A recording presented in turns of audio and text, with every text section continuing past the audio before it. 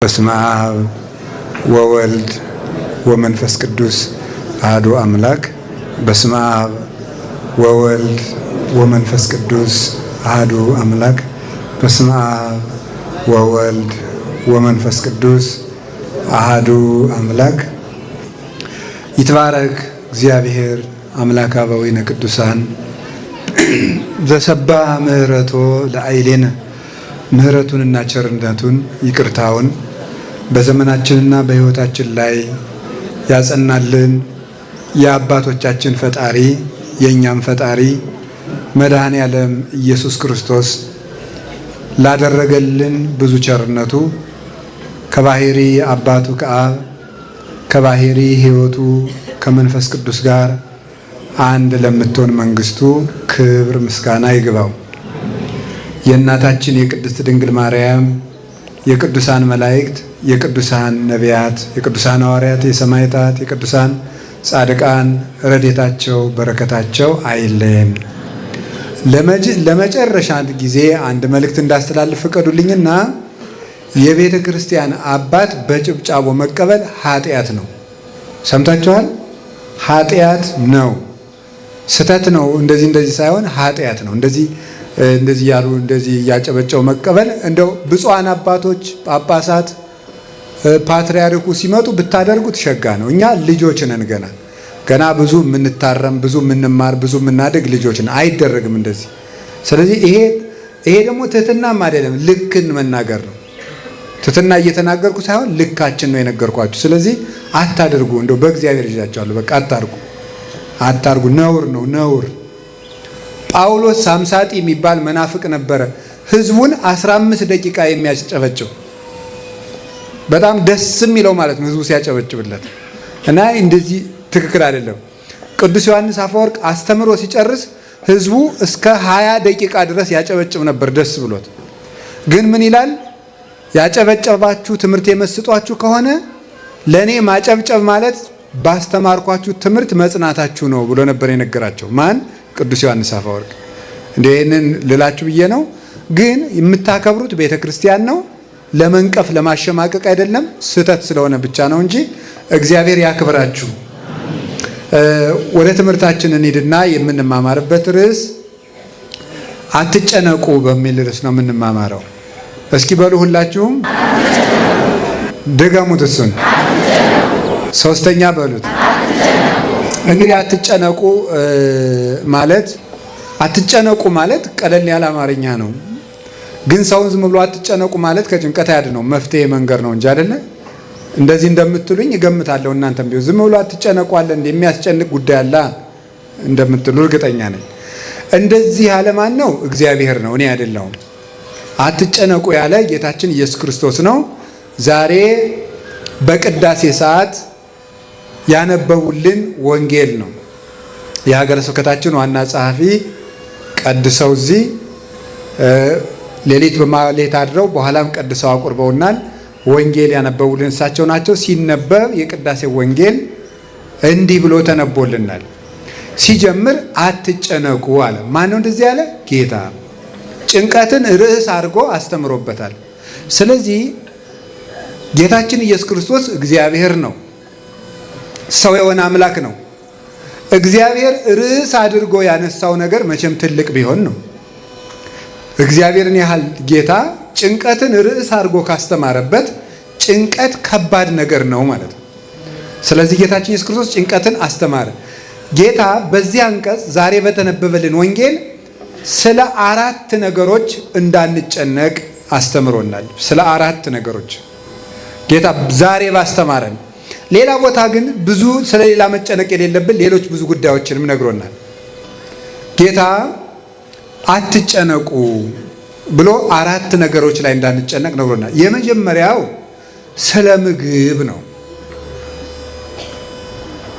ወበይንተ ዝእብለክሙ ኢትተክዙ ለነፍስክሙ ዘትበልዑ ወዘትሰትዩ ወለሥጋክሙኒ ዘትለብሱ። ስለዚህ እላችኋለሁ ለነፍሳችሁ ለምትበሉትና ለምትጠጡት ነገር አትጨነቁ አለ። ለነፍሳችሁ ለምትበሉትና ለምትጠጡት ነገር አትጨነቁ። ለነፍሳችሁ ምእመናን ልብ በሉ። የምንበላው ለነፍሳችን ነው ለስጋችን ነው? ለስጋችን ነው አይደለም? እና እንደዛ ከሆነ ጌታ ለነፍሳችሁ ለምትበሉት አትጨነቁ ለምን ይለናል? ለነፍሳችሁ የምትበሉ የምንበላው ለስጋችን ነው። ለምን ይመስላችኋል? የሰው ልጅ ቆሞ የሚሄደው ምን ስላለችው ነው? ነፍስ ስላለችው ነው። ነፍስ ደግሞ እንድትኖር የሚያደርጋት ምን ይመስላችኋል? ደም ነው። የሰው ልጅ ደሙ ከሌለ የነፍስ መሳሪያዋ መኖሪያ ከተማዋና ስራ መስሪያዋ ደም ነው። ደም ስታጣ ነፍስ ወጥታ ትሄዳለች። ስለዚህ አእምሮ ራሱ ሰው የሚያስበው ራሱ በምንድን ነው? በደም ነው። ደም ከሌለ ጭንቅላት ማሰብ አይችልም። ሰው የሚያስበው ደም ሲኖረው ነው። የሚያስበው ደም ሲኖረው ነው።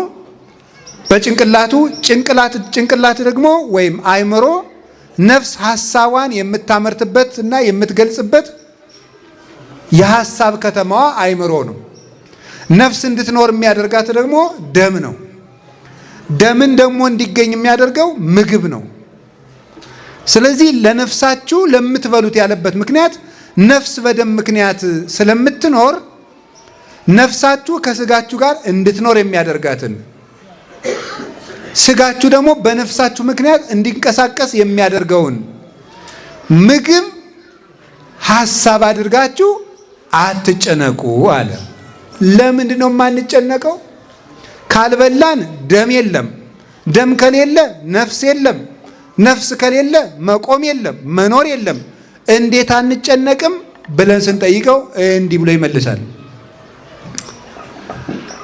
አኮኑ ነፍስ ተዓጽብ እምሲሲት ይላል። ከምግብማ ነፍስ አትበልጥም ይላል። ከምግብማ ነፍስ አትበልጥም ምን ማለቱ ነው? አዲያ ጌታ ለምትበሉት አትጨነቁ ብሎ ሲያበቃ እንዴ ማንጨነቅ ስንለው እንዴ ከምግብማ ነፍስ አትበልጥም ማለት እና ብትበልጥሳን ያ መብለጥና ማነሷ ሳይሆን ዋናው ነገር ምግብ የለም ነው። ለምን አንጨነቅም? እና ምን ማለቱ ይመስላችኋል? ከምግብማ ነፍስ አትበልጥም ማለት ይኸውላችሁ ምግብ ነፍስ እንድትኖር የሚያደርጋት ደም የሚመረትበትን ምግብ ለናንተ ከመስጠት ነፍስን መፍጠር አይበልጥም ወይ ማለቱ ነበረ። ነፍስን መፍጠር ይበልጣል ወይስ እንጀራን መስጠት ነው? እንጀራን ከመስጠትማ ነፍስ መፍጠር አይበልጥም? እንጀራን እኮ ዘመድም ይሰጣል፣ ባድም ይሰጣል፣ ጓደኛም ይሰጣል፣ ሰርተው ያገኙታል። ነፍስን ሰርቶ የሚሰጥ ጓደኛም ባልንጀራም ዘመድም የለም። ነፍስን ሰርቶ የሚያገኛት ባለሙያም ሊቅም የለም።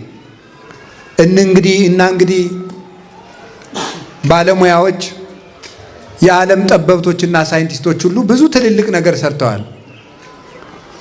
በባህር ውስጥ የሚሄድ መርከብ ሰርተዋል። መንኮራኩር ሰርተው ጨረቃን አይተን መጥተናል ብለዋል። እኛ ላየንም ዙሮ አይተናል ብለዋል። ማርስ ላይም ቤት ልንሰራ ነው ብለዋል። ተሰርቶ የሚዞር የሳተላይት ቤትም አለ። ታውቃላችሁ? የሳተላይት ቤት ስሰማ ነው ቤቱ ተሰርቶ በዚህ ላይ እየዞረ ማለት ነው። በዚህ አላያችሁትም?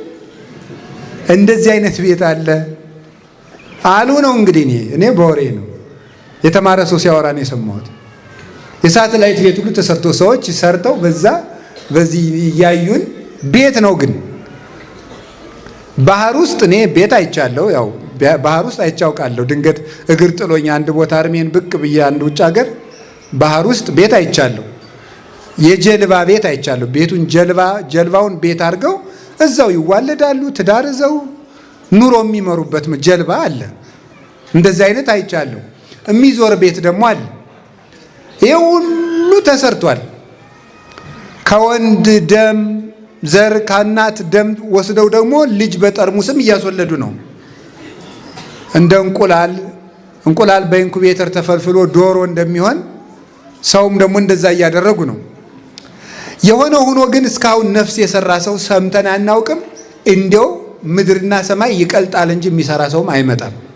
በዚህ እርግጠኛ ነኝ። የፈለገ የፈለገ የተራቀቀ ሳይንቲስት ዓለም እስከሚጠፋ ቢመጣ ሰው አይሰራም። በዚህ እርግጠኛ ነኝ እኔ። ፍጥረት ሁለት ነገር ማድረግ እንደማይችል እኔ እርግጠኛ ነኝ። አንደኛ ሞትን ማቆም እንደማይችል እርግጠኛ ነኝ። ሁለተኛ ልደትን በራሱ መስጠት እንደማይችል እርግጠኛ ነኝ። ይሄው ልክ አባቱና ከእናቱ እኮ የሆነ ነገር ፈጥረው ወስደው ልጅ እያደረጉና የሆነ ነገር ወስደውማ እንዴ ያው የእግዚአብሔርን ነገር ነው ያገናኙት። ያንማ ሲያረው ያማ እግዚአብሔር እኮ ነው እንጂ ሰራ። ታዲያ እነሱ ሰሩ ልንል ነው? እሱ አይደለም። ባልና ሚስትም እኮ አንድ ላይ ሲኖሩ ልጁ የእግዚአብሔር ነው። ባልና ሚስት ልጅ አይሰሩ። ልክ ባልና ሚስቱ አንድ የሚሆኑበትን ምስጢር ነው እነሱ ወስደው ይሄን ያደርጉ። በራሱ ግን ነፍስን የሚፈጥር ነፍስን የሚሰራ የለም። እና እናንተ እንደው ምን እበላለሁ ምን እጠጣለሁ ብላችሁ የምትጨነቁ ነፍስ ሰጥቻችሁ ሲያበቃ እንዴ ማንም የማይሰጣችሁ ነፍስ ሰጥቻችሁ ማንም የሚሰጠውን እንጀራ አይሰጠንም ትላላችሁ ብሎ ጌታ። ስለዚህ ስለ ምግብ አትጨነቁ። እንዳትጨነቁ ደግሞ ንጽሩ አዕዋፈ ሰማይ፣ የሰማይ ወፎችን ተመልከቱ። እዚህ ወፍ የለም እናንተ ገዳም ቢሆን አሁን ብዙ ወፍ ነበር። እዚህ ምንም ወፍ የለም። ይገርማል። እንደው ወፍም አላስቀምጣላችሁ እንዴ እናንተ?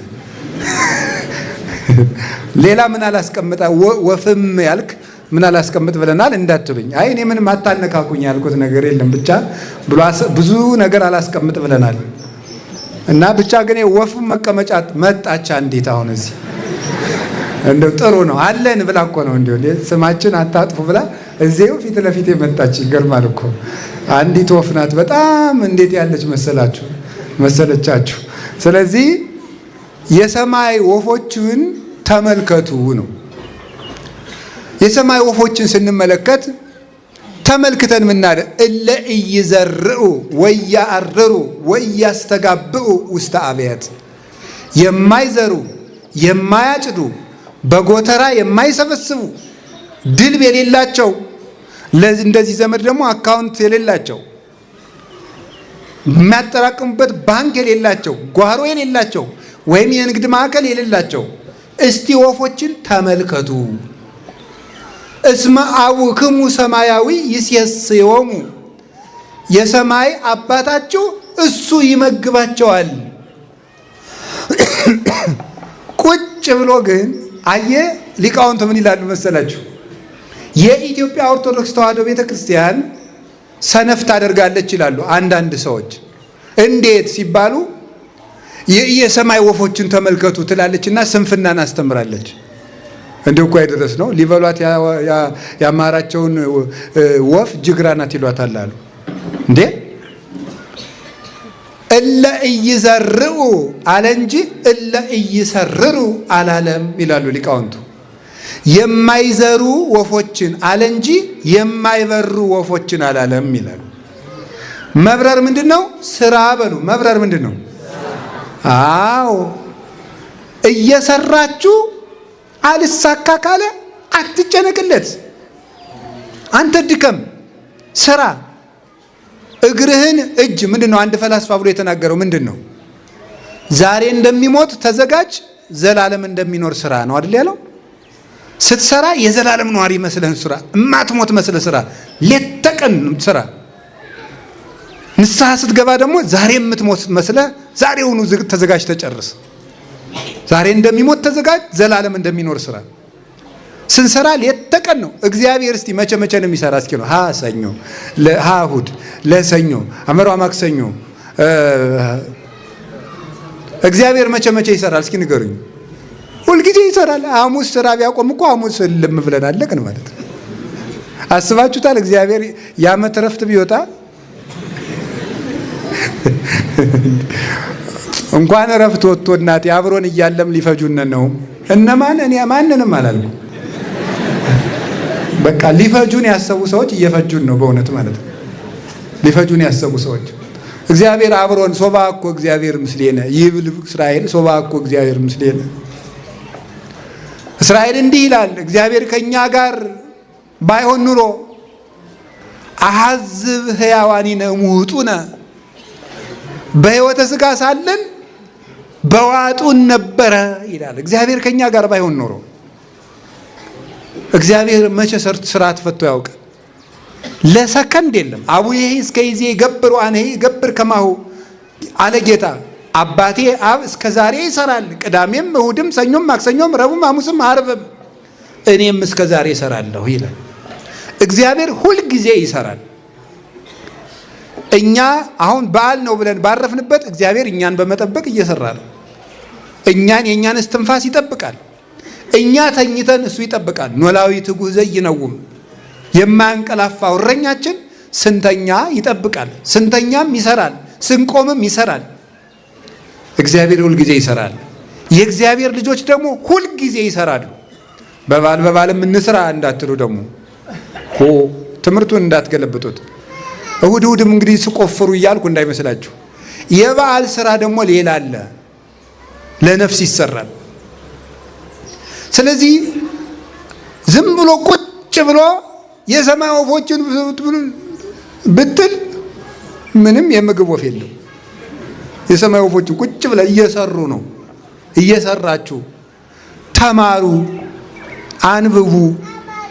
ቢያንስ ካሁን ቀደም እኔ ተናግሬ ያውቃለሁ። ቢያንስ እንደው ለምን አታነቡም ዘመዶች?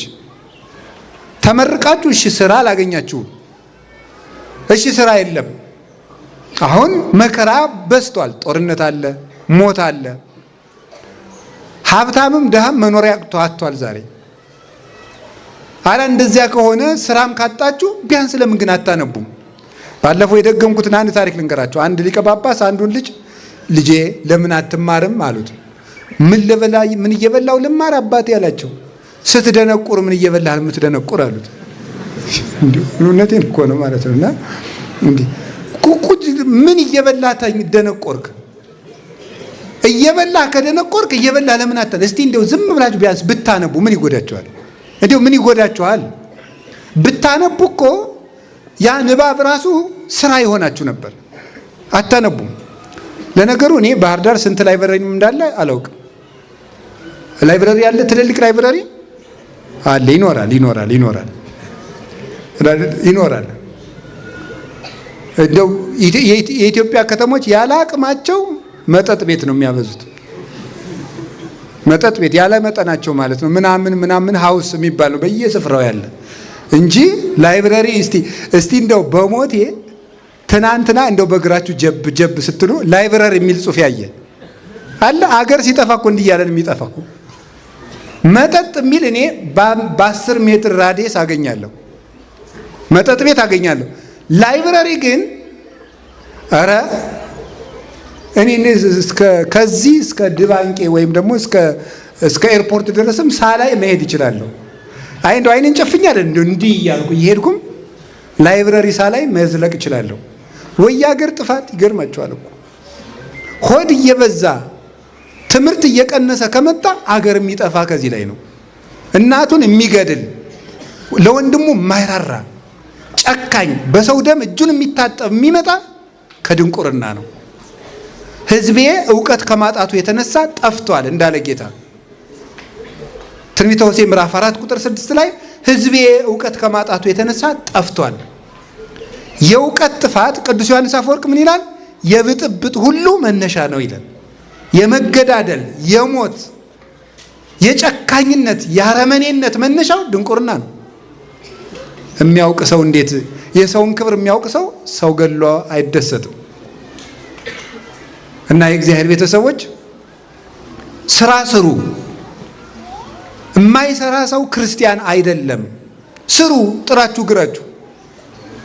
እኔ እንዲያው በጣም ነው የሚገርመኝ። ሰምታችኋል? የሆነ የግብፅ ገዳማትን ለመሳለም የዛሬ ዓመት አካባቢ ግብፅ ሄጄ ነበር እና አንድ ሱቅ ደንገሉን እንደ መጽሐፍ አድርገው ሰርተውታል። ከደንገሉ ላይ የእመቤታችንን የጉዞ ስዕል ፕሪንት አድርገውበት $100 ሸጡልን። ምኑ ነው? እኔም ለምኜ ነው የገዛው። ዶላር አለው እንዲህ ሰውዬ እንዳትሉ የለኝም። የኢትዮጵያ ሕዝብ እኮ ይችችን ነው የሚለቅም። የለኝም ማምላክን የለኝም እንዴ ትቀልዳላችሁ እንዴ? የለኝም። እና ምዕመናን ነው የገዙልኝ። ይኸው ደንገል ነው። ስንት ነው የተሸጠው? ምንድን ነው እሱ? ደንገሉን ማለት ነው። ደንገሉን የሆነ ነገር አድርገው በሆነ ነገር እኮ ነው፣ የሽንኩርት መክተፊያ የሚመስል ነገር ነው። እዚያ ውስጥ አስገባችሁና የሆነ ልሙጥ አርጋ ወረቀት አርጋ ወጣችሁ። እዚያ ላይ ደግሞ የእመቤታችን ጆርኒ ኦፍ ቨርጅን ሜሪ የሚል የድንግል ማርያም ጉዞ የሚል የስደቷን ጉዞ ፕሪንት አደረገችልን። እንግዲህ እኮ ልጅቱ እስልምና እምነት ተከታይ ናት። እንጀራ ነው ግን ሸጠችልን። ስለዚህ ይኸውላችሁ ደንገሉን እኮ እንዲህ አድርገን ገዝተመጣ። እኛ ሀገር አሁን ያ መሳሪያ እንዴ ግብጽ እኮ ቴክኖሎጂ ሞልቷት። ምንድነው ቴክኖሎጂ ያላት? እንደው መሳሪያውን ቆይ እስኪ አስጠይቃ ነገራችኋለሁ። በዛው እንድትጀምራችሁት ምዕመናን እዛ ካሉ ደውዬ ጠይቃለሁ። ቢሆን የሆነ ነገር እኮ ነው የምላችሁ፣ የልብስ መተኮሻ የሚመስል ነገር የሆነ ነገር ነው። ዝም ብሎ የሆነ ነገር ነው፣ አይመጣልንም። ግን እኛ ምንድነው የምናደርገው? እሷ ደንገል ሰንጥቃ $100 ሰራች። እኛ ነገር መሰንጠቅ ነው የምናውቀው። ወግ መሰንጠቅ ቁጭ ብሎ እንዴት አይነት ሊቅ ናችሁ ደግሞ እናቶቼ! እንዴ ሊቅ በቃ በጣም የአራቱ ጉባኤ መምህር ናችሁ፣ የመጽሐፍ መምህር ናችሁ፣ የቅኔ መምህር ናችሁ፣ ጳጳስ ናችሁ፣ ጎበዞች ማለት ሁሉንም ትሰነጥቃላችሁ። እንደዚያ ነው የምታደርጉት ማለት ነው። ስለዚህ ጌታ ያለን ከመጨነቅ ይልቅ መስራት። እስኪ በሉ ንገሩኝ። ማመንና ምን ማለት ንገሩኝ። ማመንና መስራት በሉ እስኪ። ማመንና ምን ማለት መስራት። የማይሰራ ሰው ግን እግዚአብሔርም ሊሰጠው አይችልም። ይሄን አባቶች ይላሉና ሊሰራ የማይወድ ሰው አይብላ ዘይፈቅድ ይትቀነይ ኢይሴሰ ይላል ቅዱስ ጳውሎስ። ሊሰራ የማይወድ ሰው አይብላ ይላል። ልብ በሉ፣ የማይሰራ አይብላ አላለም። ምንድነው ያለ? ሊሰራ የማይወድ ነው። የማይሰራ አይብላ አላለም። ሊሰራ የማይወድ ነው ያለው። የማይሰራ አይብላ ቢል ሕፃናት ይሰራሉ? አይሰሩም? አይሰሩም። ስለዚህ ላይበሉ ነው ማለት ነው። መስራት የማይችሉ ከልጆቻቸው ጡረታ የገቡ ሽማግሌዎች አሉ። መስራት አይችሉም። እነሱ አይብሉ ሊመጣ ነው። የታመሙ ሰዎች መስራት አይችሉም። እነሱ አይብሉ እንዳይል ምን አለ? ሊሰራ የማይወድ ማለት መስራት እየቻለ የማይሰራ ሰው አይብላ። የሁላችሁ ሳሰሩ አትብሉ። ቁጭ ብላችሁ የቤተሰብ እንጀራ አትብሉ። የሆነ ነገር አርጉ ባካችሁ። አንድ መጽሐፈ መነኮሳት ምን ይላል መሰለህ? እንደው ቁጭ ከምትል እንዳትስቁብን፣ እንደው ቁጭ ከምትል ቢያንስ ተንቀሳቅሰሽ እንትን ሸንተና ይላል። እንደው ቁጭ ከምትል ይሻላል ነው፣ እንደው ይሻላል። በዚያው ስራ እንድትማር እኮ ነው። ቁጭ ከምትል ምን ይላል? ቢያንስ ተንቀሳቀስ። ቤትህም ውስጥ እንደው እንደዚህ ያል እንደው ተንቀሳቀስ፣ ቢያንስ ተንቀሳቀስ እንደዚህ ይበል። እንደው ቁጭ ብላችሁ አንዳንዶቻችሁ ደግሞ ከሰው ሱቅ ዳችሁ ቁጭ ብላችሁ ወሬ ስትሉ ያላፊ አግዳሚውን እግር ስትቆጥሩ ትትውላላችሁ። ከስራ ፈትነታችን የተነሳ ብዙ ባለሱቆች ያለ ስራ መቆም ክልክል ነው የሚለጥፈዋል። እንዴ በጣም እኮ ነው የሚገርማችሁ። ይሄ እኮ መሳቂያነት ነው። አገሪቱን የስራ ፈታ ሀገር ማድረግ እኮ ነው ደግነቱ። ፈረንጆቹ አማርኛ ያነቡም እንጂ ያለ ስራ መቆም ክልክል ነው ማለት እዚህ ሀገር ያለ ስራ ይቆማል እንዲሉ ነው የምናደርገው እኮ። ስለዚህ እንደው ተንቀሳቀሱ፣ የሆነች ነገር ጀምሩ። ቅዱስ ሚካኤል ባርክልኝ ይላል። አንድ ሰውዬ መጣና ቅዱስ ሚካኤል ምኑን ነው የምባርክልህ አለው። ወይ አትክልት የለም ወይ ዶሮ አላረባ፣ እንደው ምኑን ነው የማባርክልህ? ሰው እኮ ዶሮ ገዝቶ ዶሮዬን ባርክልኝ፣ አትክልት ተክሎ አትክልቷን ባርክልኝ፣ መጽሐፍ አንብቦ ጭንቅላቴን ባርክልኝ ይባላል። እንዲሁ ተኝቶ ባርክልኝ አለ። ነውር እኮ ነው ይሄ፣ ነውር ነው። ስለዚህ እንዲሁ ስሩ፣ አይዟችሁ። እና ደግሞ ከዛ በኋላ እየሰራችሁ ካጣችሁስ አትጨነቋ እንዴ። የግድ እኮ ሀብታም ልንሆን አልተፈጠርንም፣ ልናጣም ጭምር እኮ ተፈጥረናል እንዴ። ድህነት ቅድስና አይደለም እንጂ ኃጢአትም እኮ ድግና አይደለም። ድሃ መሆንም እኮ ይቻላል። ካልተሳካ ለምንስ ድሃ አንሆንም? መድኃኔዓለም እኮ ድሃ ነው። በስጋው በዚህ ዓለም ሲኖር ድሃ ነበር። ምንድነው ያለም? ለቆናጽል ግበብ ቦሙ ወለአዕዋፈ ሰማይኒ ምጽላል ቦሙ ለወልደ እጓለ እመሕያውሰ አልቦቱ ሀበ ያሰምግ ርእሶ። ለቀበሮዎች ጉድጓድ አላቸው፣ ለወፎቹም ጎጆ አላቸው። ለክርስቶስ ግን ራሱን የሚያስጠጋበት ምንም የለውም ማለት። የሰማይና ምድር ጌታ 33 ዓመት በምድር ሲኖር አንዲት ጎጆ የለችው። የአምላክ እናት ድንግል ማርያም የሕይወት እንጀራን አዝላ ለልጇ የምታበላው ቁረሽ እንጀራ አልነበራትም። ውሃ ለምናለች። ለምን ትጨነቃላችሁ? ጌታ ሆይ መቼ ነው የምታሳካልኝ? መቼ ነው የራሴ ጎጆ የሚኖረኝ? የራሴ መጠለያ የሚኖረኝ? አከራዮቼ እኮ ጨቅጭቀው ገደሉኝ። አንዱ የሚበላው አጥቶ አስፋልት ላይ ያድራል፣ ረሃብ መሮታል። አንተ ደግሞ ለቤት ኪራይ የምከፍለው እያለ የአከራይዋ ጠባይ ነው የመረረ ወይ ጥጋብ። ይሄ እንደው እናቱ የሞተችበትና ገበያ ሄደችበት እኩል ያለቅሳል። እውነት ነው። አከራይ የሚጨቀጭቅ ይመስለኛል። አልፎ አልፎ አከራይ ይጨቀጭቃሉ። ደሞዝ እያጣሩ ይጨምራሉ፣ ሲወደድ ይጨምራሉ። እነሱ ያለ ቤት የተፈጠሩ አይመስሉም። እንደው ከእናታቸው ማህፀን ሲወጡ እንደው አንድ ቪላ እያያዙ የተወለዱ ነው የሚመስሉት፣ ሲጨክኑ ማለት ነው። ውጡ ሲሉ እናንተም ተው፣ በሕግ አምላክ ታረሙ፣ በመምህር አምላክ ቤት የእግዚአብሔር ነው። ሰው ድሃ አታሰቃዩ። እውነቴን ነው። ተዛዝነን ዘመኑን እንለፈው። በወንድሙ የሚጨክን ለሱም ጨካኝ ሰው ይጥልበታል። ርኅሩህ ሁኑ፣ ድሃ አትግፉ። ክርስቶስን ፍለጋ እዚህ እንደተሰበሰባቸው አውቃለሁ። ክርስቶስ ማለት መቅደስ ውስጥ ቁጭ ብሎ የሚጠብቅ እንደ ንጉሥ ቁጭ ብሎ የሚጠብቅ አይደለም። አስፋልት ላይ ያለው ድሃ ክርስቶስ ነው። ጦም የሚያድረው ወንድማችን ክርስቶስ ነው። እኛ ሁለት አይነት ምግብ በልተን ስላልሰጠኝ አመሰግናለሁ። አዎ እንደዚህ ነው። ከዚህ በኋላ ግን ትሰራላችሁ፣ ትማራላችሁ፣ ትጥራላችሁ፣ ትደክማላችሁ።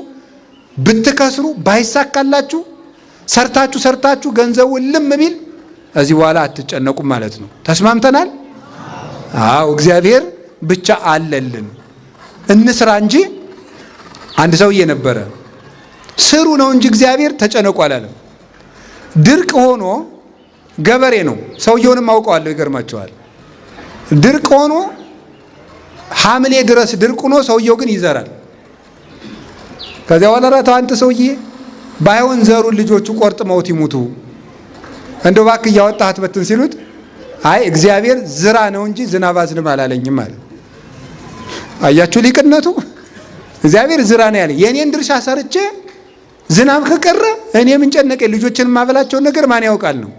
እግዚአብሔር ያውቃል። እኔ ድርሻዬን እወጣለሁ። ዘራ። ሰው ሁሉ ሲንገበገብ አልዘራም ብሎ እኔማ እንደው ያለችኝ እንበላል ብሎ ብልጥ ሲሆን እሸቱን ማን አፈሰ? አቶ ገሌ፣ ስሙን አልነግራችሁ። እሱ እሸቱን ለልጆቹ ቆርጦ አበላ፣ አዝመራውን አጭዶ ልጆቹን መገበ። እግዚአብሔር ዝራ እንጂ አዝንም አላለኝም ያለ እውነቱን ነው። እግዚአብሔር ስሩ ነው እንጂ ተጨነቁ አላለም። እና አትጨነቁ። እኔ ከማን በልጬ ነው? አብርሃም በድንኳን እኮ ነው የኖረ። ጌታዬ ወይ የዚህን ያህል ምን በድዬ ነው ጥሩ ስራ ማሰራኝ? ህይወቴ በመባከን አለቀ፣ ለምን አታሳካልኝም? የብዙ ምዕመናን ጥያቄ ነው። አብርሃም እድሜ ልኩን በድንኳን አይደል እንዴ የኖረ? እኛስ ከአብርሃም እንበልጣለን? ይስሐቅ በድንኳን ነው የኖረ። ያዕቆብ እግዚአብሔር ሌሊት ተገልጾ የፍቅር ትግል ሲታገለው ያደረው ያዕቆብ እግዚአብሔር እኮ ነው ትግል ገጥሞት የፍቅር ትግል እግዚአብሔርን እንደዚህ አቅፎ ያደረው ያዕቆብ የኖረው በድንኳን ነው፣ በስደት ነው። ከነ ድንኳኑ ቤት እንኳን ደግሞ አገሩ ላይ መቀበር አቅቶት ግብፅ ተሰዶ ነው ያረፈው። ምን አለ ቅዱስ ዳዊት ለዚህ እኮ ነው ነግዶ ፈላሲ አነ ከመ ኩሉ አበውዬ፣ እኔ እንደ አባቶቼ እንግዳ ነኝ። እስኪ በሉ ሁላችሁ እኔ እንደ አባቶቼ በሉ። ምንድን ነኝ? እኔ እንደ አባቶቼ እንግዳ ነኝ። እንግዳ እንደው ከሰው ቤት ውስጥ ተመችቶት የሰውን ሁሉ ጓዝ ልዘዝበት አይደለም። እንደው የሰጡትን አግኝቶ እንደ ነገሩ ነው የሚያደርገው። እኛ ይሄ ምድር የእንግድነት ቤታችን አገኘ እንኖራለን። እንግዳ ቢያገኙ ይሰጡታል፣ ቢያጡ መርቆ እግዚአብሔር ይስጥልኝ ብሎ ያቀርባል። ይሄ ዓለም የእንግድነት ቤታችን ብናገኝ መልካም፣ ካጣንም እግዚአብሔር ይመስገን። እንዲህ ማለት ነው። ሁለተኛ ስለምን አትጨነቁ አለ? ስለ ልብስ አትጨነቁ። ለሥጋችሁ ወለሥጋክሙኒ ዘትለብሱ፣ ለሥጋችሁ በምትለብሱት ነገር ደግሞ አትጨነቁ። ጥያቄ፣ ልብስ የምንለብሰው ለሥጋችን ነው ለነፍሳችን ነው? ለሥጋችን ነው። በጣም ጥሩ። ለነፍሳችን ነው። ይቅርታ አድርጉልኝ። እንዴት ነው ለነፍሳችን የሚሆን የሚባል? ሰው ልብስ ባለመልበሱ የምታፍር ነፍሱ ነው ሥጋው ነው? ለምሳሌ የሞተ ሰው ቢገለጥ ያፍራል? አያፍርም። ስለዚህ የምንለብሰው ማን እንዳታፍር ነው? ነፍሳችን እንዳታፍር ነው ማለት ነው። ሥጋ ልብስ ግን የሥጋ የተባለበት ምክንያት ለብሶት የሚታይ ማን ስለሆነ ነው? ሥጋ ስለሆነ ማለት ነው። ለብሶት የሚታይ ሥጋ ስለሆነ የሥጋ ልብስ ተባለ እንጂ የምንለብሰው ለነፍሳችን ነው። አንዳንድ ሰዎች አሁን አጫጭር ልብስ የለበሱ ሰዎች በተለይ እህቶቻችን አጫጭር ልብስ ለብሰው ሳይሏቸው እናቶች እንዴ ሳይሏቸው አጭር ለብሰው ከዛ በግድ እንትኑን ወደ ታች እንደዚህ ሲያደርጉት አይታችሁ ታውቃላችሁ። ቢሮ ሲመጡ እንደዚህ አድርገው በቃ ወደ ታች በደንብ ሊያስረዝሙ ነፍሳቸው ስለምታፈር ነው እንደዛ የሚያደርጉት። መጀመሪያ ለምን አጭር ገዛችሁ? እንደዚህ ከምትሉት ረጅም አትገዙ ነው ይቀንሳል። አጭር ኧረ እንደውም ስሰማ አጭሩ ነው አሉ ውድ እንደው ይገርማል። ረጅሙ ተርካሹ በቀላል ብር ነው የሚገኘው ነፍስ ስለሚያጠር ነፍስ ስለምታፍር ነው። ስለዚህ ለሥጋችሁ የምትለብሱት ነገር ደግሞ አትጨነቁ። ለምን ምን እንለብሳለን? አኮኑ ሥጋ የአጽር እምልብስ እማራዝም ይላል። ሥጋ ከልብስ አይበልጥም ወይ? አሁን ተርጉሙት። ቅድም ስለተማራችሁ ሥጋ ከልብስ አይበልጥም ወይ? ተርጉሙት። አሁን ቅድም ስላስተማርኳችሁ ምን ማለት ነው? ሥጋ ከልብስ አይበልጥም ወይ ሲል ምን እያለ ነው? ልብስ ለእናንተ ከመስጠት ምን ማድረግ ይበልጣል እያለ ነው። ሥጋችሁን መፍጠር ይበልጣል ነው። ቅድም እንዳልኳችሁ ለነፍሳችሁ ምግብ የሚሆን ነገር ከመስጠት ነፍሳችሁን መፍጠር ይበልጣል። ለሥጋችሁ የሚሆናችሁን ልብስ ከመፍጠር ሥጋችሁን መፍጠር ይበልጣል። ሰው ሊያደርግላችሁ የማይችለውን ሥጋ መፍጠር ፈጥሬ ከሰጠዋችሁ ዓይን፣ እጅ፣ ጆሮ፣ አፍንጫ፣ እግር ፈጥሬ ከሰጠዋችሁ ሰው ገዝቶ ሊሰጠው የሚችለውን ልብስ አይሰጠንም ብላችሁ ታስባላችሁ ማለት ነው። በዚያውም ላይ ለልብስ አትጨነቁ፣ ለሥጋችሁ ለልብስ አትጨነቁ ማለት ምን ማለት ነው? ይሄን ለብሼው ይሄን እንትንስ ብየው ይሄኛው የለኝም ያኛው የለኝም ብላችሁ አትጨነቁ ነው። አንዳንዱን ልብስ እኮ የምንለብሰው ለውድድር ነው። ቅዱስ ዮሐንስ አፈወርቅ ይቅርታ፣ ወንዶችም አጓጉል ልብስ ይለብሳሉ። ሴቶች ላይ ጨፈጨፍኩ ይመሰለኝ። ወንዱ ሁሉ ይለብስ የለን። የወንዱ አለባበስ ራሱ ቀጣቶ ሱሪው ዝቅ አድርጎ ታች ታጥቆ እናቴ በግድ ጅል ይሆናል ሰው እንደው እኮ ግን በጣም እኮ እናቴ በስባ ነውር ነው በእውነት ማለት ነው። ነውር እኮ ነውር እንደው ሱሪያችሁን ዝቅ አድርጋችሁ ይህ ጅልነት እንደዚያ ሱሪ የለሽ ተብሎ ነው የሚሰግደው። በገጠር ራሱ ሱሪ የለሽ ከተባለ ስድብ ነው። እና አሁን ምን ልላችሁ ፈልጌ ነው፣ ቅዱስ ዮሐንስ አፈወርቅ ምን ይላል? አይ አንቺ ሴት ለምንድን ነው ውድ ልብስ እየለበሽ በከተማው መሃል ወይ በመንደር መሃል የምትሄጂው ላይ ይጠይቃል። ባሌን ደስ እንዲለው ብዬ ብለሽ ትመልሽልኝ ይሆናል ይልና አይደለም ይላል። እንደዚያ ሳይሆን አንቺ የለበስሽው ልብስ በሌላቸው ድሃ ሴቶች ላይ መመካት ፈልገሽ ነው ይላል። ያ ልብስ በሌላቸው ሰዎች ፊት እሷ ኖሯት ለብሰው በእነሱ ፊት ስታልፍ በእነዚያ በላይ የበላይነት ስሜት እንዲሰማሽ ፈልገሽ ነው። እንግዲህ እነዚያ ድሃ ሴቶች በአንቺ ምክንያት እግዚአብሔርን እንደሚሰድቡት ታውቂያለሽ ወይ ይላል። ለምን? ይቺ በየሰዓቱ የምትለዋውጠው ሰጠህ፣ ለእኔ ግን በወር አንድ ጊዜ የምለውጠው አሳጣኸኝ ብላ እግዚአብሔርን ትሰድበዋለች ይላል። በልክ እኮ ነው የሚኬደው። በታመመ ሰው መሀል ሲኬደው ጅብ ጅብ ጅብ ጅብ ተብሎ አይኬድም። ለምን? ሰውየው ምን ይላል? እነዚህ የሚሮጡበት ጉልበት ሰጠህ፣ እኔ ግን ቀና ብዬ እንኳን የማይበትን ጤና ነሳኸኝ ብሎ እግዚአብሔርን ያማርራል። የታመመ ሰው ልትጠይቁዳችሁ ካካካካካካካ ተብሎ አይሳቅም። የታመመ ልትጠይቁዳችሁ ትስቃላችሁ። ምን ይላል? እኔን እንደዚህ ውጋት ያጣድፈኛል፣ እነሱ እንደ ቆሎ ይፈጋሉ፣ ምን አድርጌ ነው ጌታዬ? ከታመመ ሰው ልትጠይቁዳችሁ እንትና ይችን ጉረሻል እገሌ ጉረስ ብላ ሻይ እንትምጥል አይባል። ቃስ ተብሎ እኔ ይሄን ከቀመስኩ ወሬ ነው እነሱ ይገላገላሉ ብሎ ማንን ያማርራል? እግዚአብሔርን ያማርራል። ስርዓት ተይዞ ነው ሁሉ ነገር የሚደረገው እግዚአብሔር ቤተሰቦች። ስለዚህ ልብሳችሁን አትጨነቁ ማለት ነው። ይሄንም ለበሳችሁ ያንም ለበሳችሁ ሰው በልብሱ አይከብርም። በጣም በልብስ አይነት በመጨነቅ አይምሯችሁን አታደንዙ። በዚህ ዓለም ፍቅር አትያዙ ማለት ነው። ለልብስ ከመጨነቃችን የተነሳ እንዳልኳችሁ ደጋግሜ እንደምናገረው ቀዳዳ ልብስ ፋሽን ሆኖ መምጣቱ ነው። ሰው የመጨረሻ ማበዱን የማይሆን በዚህ የመጨረሻ የተቀደደ ሱሪ ፋሽን ሆኖ ሲሸጥ ይህ ምን ይባላል? የሰው ልጅ ለልብስ ከመጨነቁ የተነሳ። ስለዚህ አጌጣለሁ ብላችሁ በልብስ አትጨነቁ። የሚገባችሁን ያክል ሰውነታችሁ ከተሸፈነ ከሰው ጋር ከዋላችሁ በቃችሁ ማለት ያላችሁን አጥባችሁ በንጽህና በልክ ልበሱት። እንደው ዝም ብላችሁ ጎተት ትበሉ አይደለም ያልኩት። በስነ ስርዓት ልበሱ። ግን ልብሳችሁ የሚጨምርላችሁ ክብርና ጌትነት የለም። ብዙ ልብስ በመግዛት ደስታን ማግኘት አይገባም፣ አይቻልምም። ለዚህ አትጨነቁ። እንደዚያ ከሆነ ልብስ የት እናገኛለን የምትሉ ከሆነ ምን አለ? ርዩ ጽጌያተ ገዳም ዘከመ ይልህቁ፣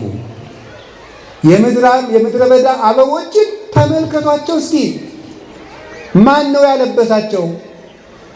አንዱ ቢጫ ልብስ ለብሶ አደዳ አበባ፣ ጽጌረዳ ደግሞ ቀይ አበባዋን ይዛ የየራሳቸውን መልከኛ ልብስ ለብሰው አበቦቹ ሸርግድ ሲሉ በተራራው ላይ ማን ነው እንደዚህ ያለው ውበት ያለበሳቸው? ገዝተው እንኳን አይደለም የለበሱት፣ ከዚህ ነው ያፈለቁት ከሰውነታቸው።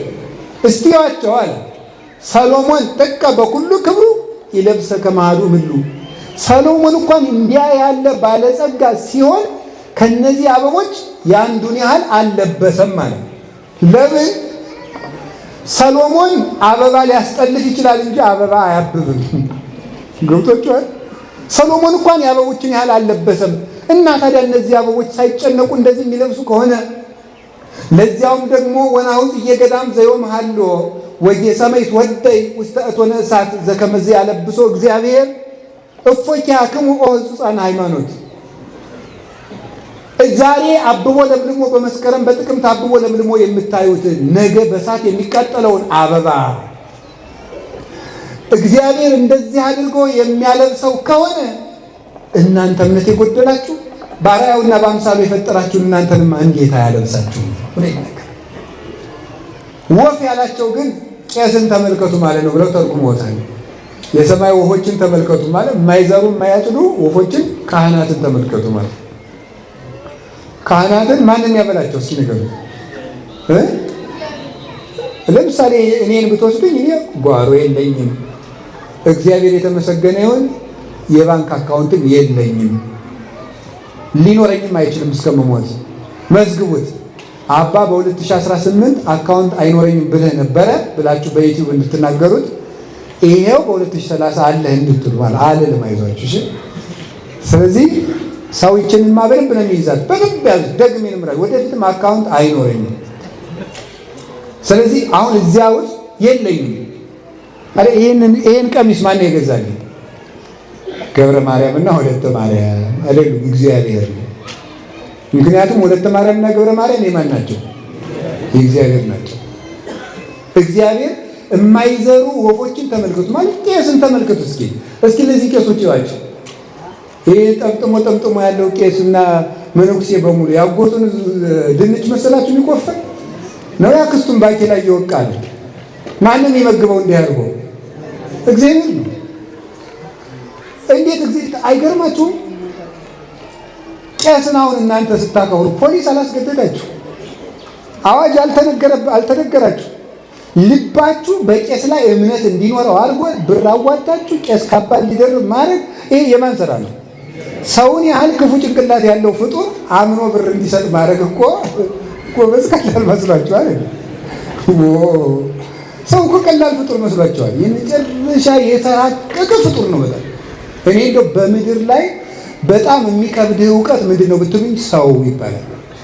ሰው መቼም ቢሆን ሊገባኝ አይችልም። በፊት የገባኝ ይመስለኝ ነበር። ሳየው የከበደኝ እየረቀቀብኝ ይመጣል። የመጨረሻ ተገልጦ የማያልቅ መጽሐፍ ሰው ነው። እየሳቀ ነዶት ሊሆን ይችላል፣ አይታወቅም። እየሰጠ ሊቀማ ሊሆን ይችላል፣ አይታወቅም። ምን እንዳሰበ ማለት ምን እንዳሰበ ማወቅ አይቻልም። እየተጣሉ ውሸታቸው ሊሆን ይችላል፣ አይታወቅም። ሰው ውረድ እንውረድ ብለው በቃ ወግዳናቱን ነው የሚለው ውሸታቸውን ሊሆን ይችላል። አይ ግን እንዲህ ሰው አይታወቅም፣ እንዲሁ ሰው አይታወቅም።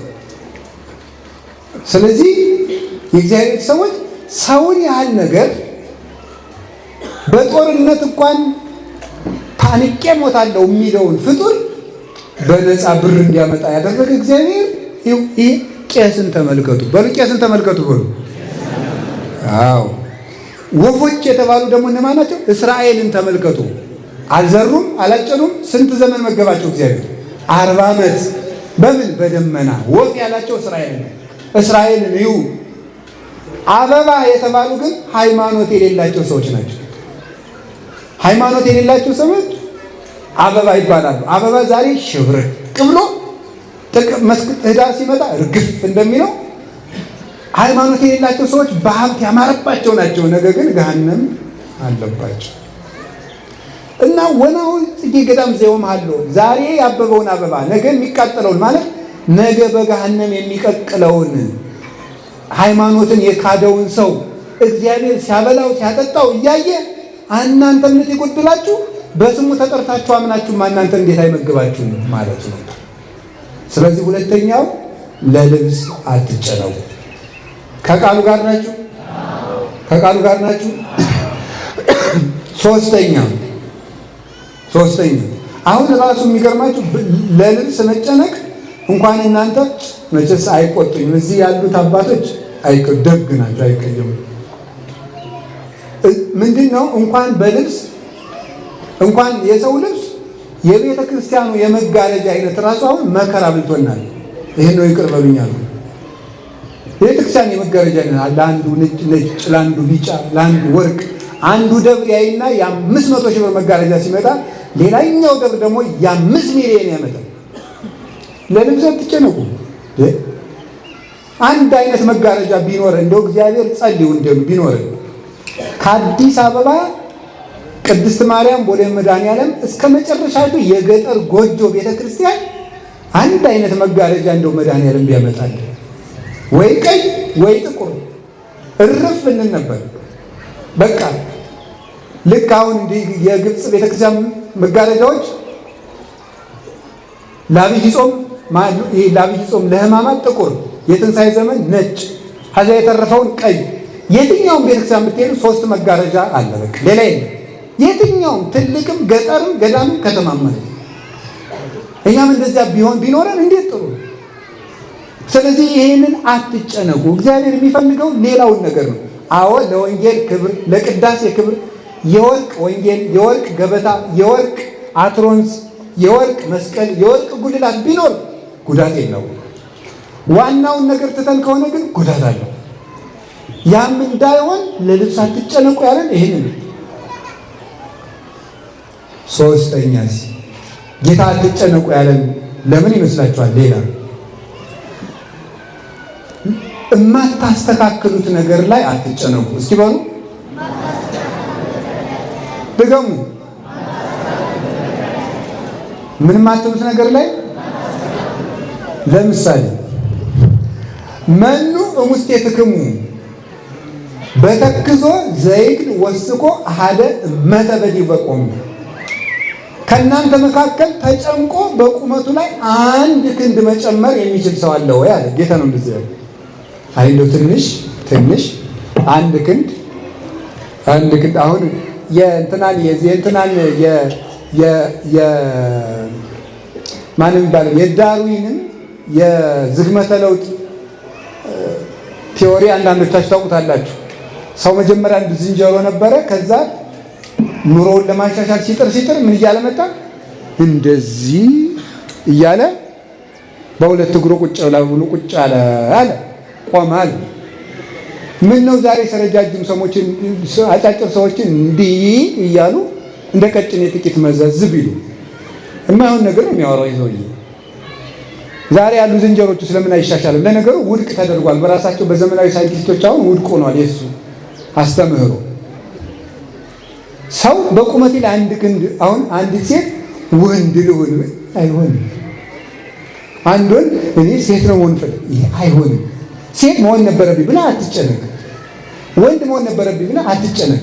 አጭር መሆን ፈልግ ነበር ብላ አትጨነቅ። ረጅም መሆን ነበረብኝ ብላ አትጨነቅ።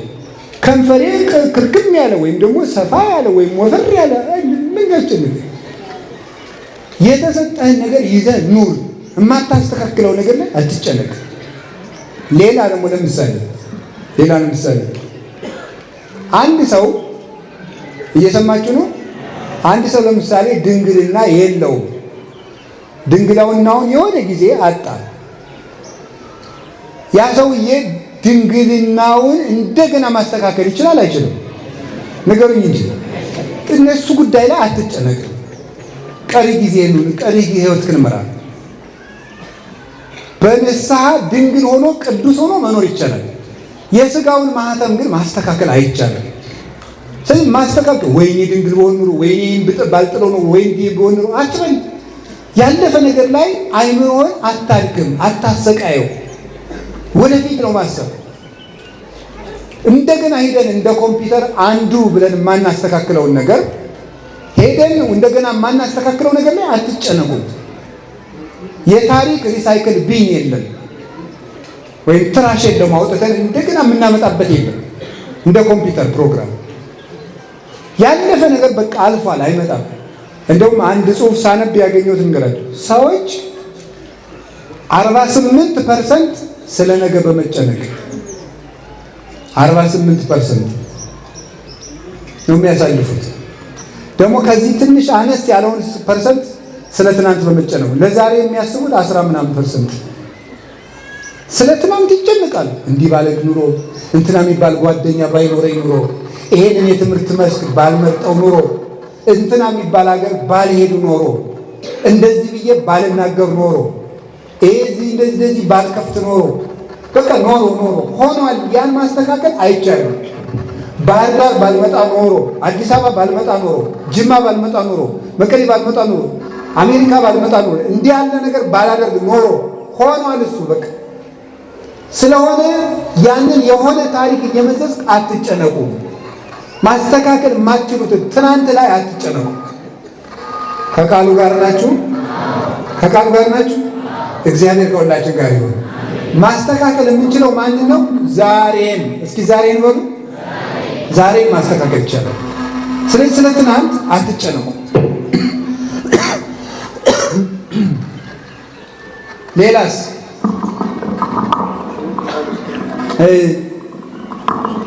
ለነገ አትጨነቁ።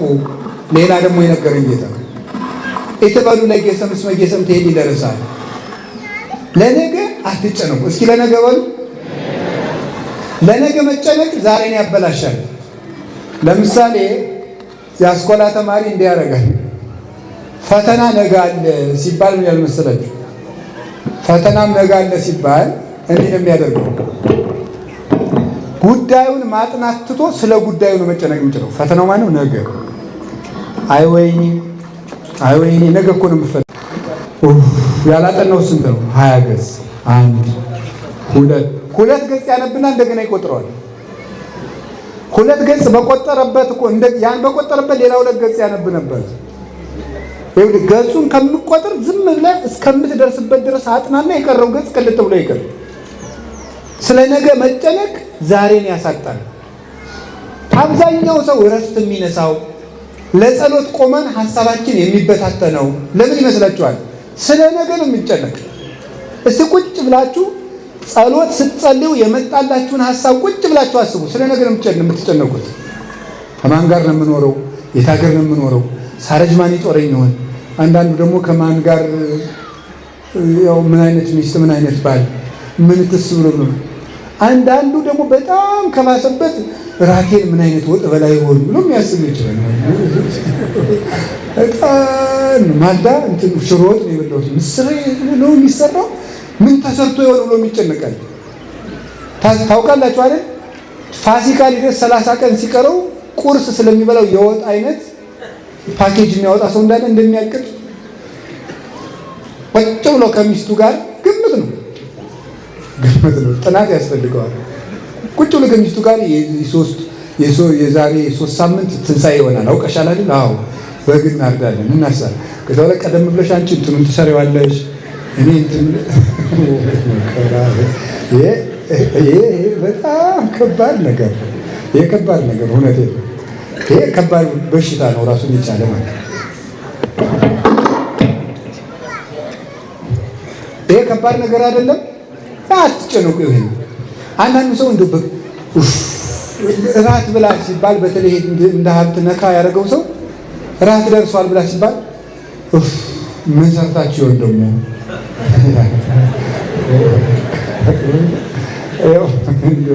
እናቴ እንደው አይ ድሮ አናውቅም እንደው አናውቅም እና ይኸው ቅዱስ ዮሐንስ አፈወርቅ ምን ይላል መሰላችሁ?